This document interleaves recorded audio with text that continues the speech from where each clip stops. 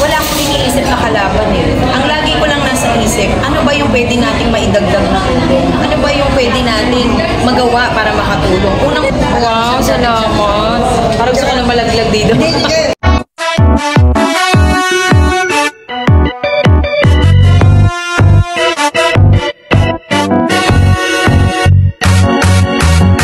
Ganda talino niya, siya ay bidang-bida. Siya si Super Mara, sadyang kakaiba. Mga senyor ay mahal niya. Siya si Super Mara. Hindi lang kay Wow! Yung sistema ng ginawa ko, pansenador eh. Wow, salamat. Nakita ko sa video ko, kaiba talaga yung performance mo. Tapos si Dati, hindi kasi marami na ako hinawakan na politiko. Alam nila yan. Pero yung PR niya, iba. Malakas ang dating sa Wow, salamat. Parang gusto ko na malaglag dito. Hindi kayo mahirap i-upload ko. Ay, iba talaga. Pero, masyado kayo nakafocus sa mga senior citizen. Masyado kapusa yun sa senior citizen. Meron po ba kayong ibang plano para sa mga ibang sektor ng kapakanan? Yes, actually, siguro ang akala po ng lahat na senior citizen lang po ang ating tinututukan. Pero sa kabila po nito, marami po tayong tinututukan ng mga kabataan, yung mga single parents, yung mga livelihood program po sa bawat barangay. Tulungan, paano natin tutulungan yung mga maliliit na kababayan natin na wala nang hanap buhay. Ilan lang po yan sa mga gusto nating tutukan. Nagkataon lamang dahil tayo ay may mga magulang, tayo ay isang magulang na rin, at mahalaga para sa atin ang senior citizen na magabayan pa rin natin dahil syempre pag tayo nagkaedad, nagkaroon ng nararamdaman, minsan parang pakiramdam natin walang aakay sa atin. So inuna ko po ang mga senior para naman ang mga magulang natin o yung mga lolo at lola natin, mabuhayan sila ng loob at magkaroon ng pag-asa at sunod-sunod na ang pamilya matutulungan po natin pag nakumpisahan natin sa ating mga magulang. Bakit po yung online registration? Yun po ang una yung naging program. Actually, yung online registration, dahil nakitaan ako ng magandang katangian ng National Commission of Senior Citizen dahil nga sa walang sawang pagtulong at pagbabako sa ating mga senior citizen, mga kabataan sa lahat ng mga barangay. So, nung nag-ask sila ng tulong sa akin, nakita ko ang kagandahan at magandang maidudulot ng programa. Kaya hindi nagdalawang salita at hindi rin ako nagdalawang isip. Tinulungan ko ang senior citizen dahil nakita ko na walang programa na tumututok sa kanila. At sa pagkakataon ito, yung ahensya ng National Commission of Senior Citizen ang tututok na at yayakap sa ating mga senior. Kaya naman yung online registration, talaga pong ginampanan ko yan, talagang pinasan ko para maibaba ko dahil mahalaga na malaman ng ating mga senior citizen na sila po ay may benepisyo at karapatan bilang isang senior citizen. Pagkado po sa online registration sila na-register, di ba, bibigyan na rin po sila ng automatic na ID na tulad po ng nangyayari.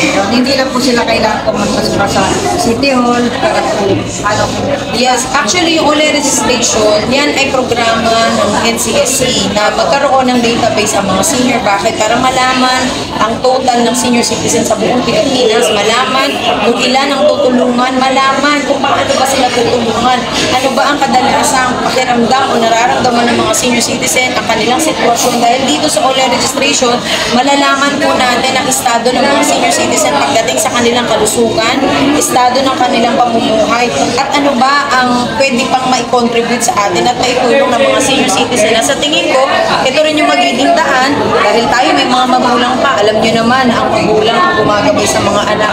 So dito po, tayo naman ang gagabay sa ating mga senior citizen. Sabi niyo po kanina, meron po sa talaan po nyo, meron na pang 200,000 hindi ng senior citizen na nakapag-register. Sa tansya niyo po, ilan po ba senior citizen sa Maynila? Sa kabuuan ng Maynila, 200,000 plus. At syempre, nadadagdagan pa siya araw-araw kasi may nag-birthday.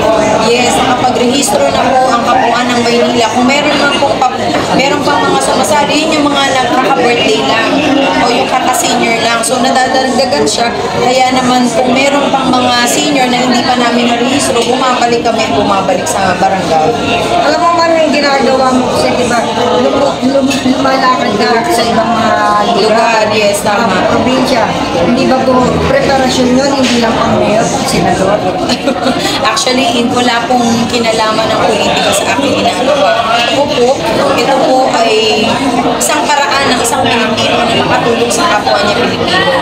Na hindi naman natin kailangan limitahan yung ating pagbaba at pagtulong sa isang lugar lamang. Kailangan talaga sa pagtulong sa ating mga kababayan, kailangan abutin natin lahat ng gagawin. Pero kung sabi nyo kanina, ang nag-uudyok po sa inyo, ang mga kababayan para tulong kayo ng mayor sa Maynila. So ito po tinatagyan na IRM, preparasyon na po ba para sa pagpapagpagin po sa Maynila? Actually, itong IRM, isang organisation po ng isang grupo na ang tingin po nila sa akin ay isang ilaw daw. Isang ilaw ng tahanan na nagbibigay liwanag at pag-asa at gabay sa ating mga kababayan. Kaya hindi ko pwedeng sabihin na politika dahil tayo naman lahat bilang isang tao gusto natin maging ilaw sa lahat.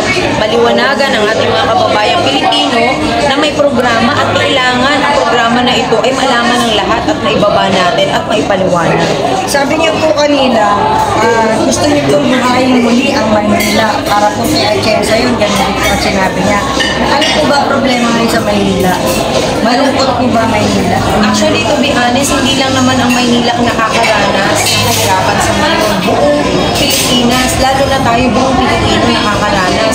Pero yung pagtulong natin at pagbibigay ng magandang ehemplo sa ibang tao na kahit na wala tayo sa politika, tayo ay makakatulong. Isang paraan to para ang mga Pilipino naman matouch ang kanilang heart na kapag kaya nilang tumulong, hindi mo na pala kailangan maging isang politiko dahil kahit ordinaryong tao ka, pwede ka palang makatulong sa kababayan mo. At itong ordinaryong tao na to na may puso at pagmamalasakit, pag pinagsama-sama natin, isang malaking tugon at kasagutan sa problema ng ating kinakaharap. Nasa po ma'am.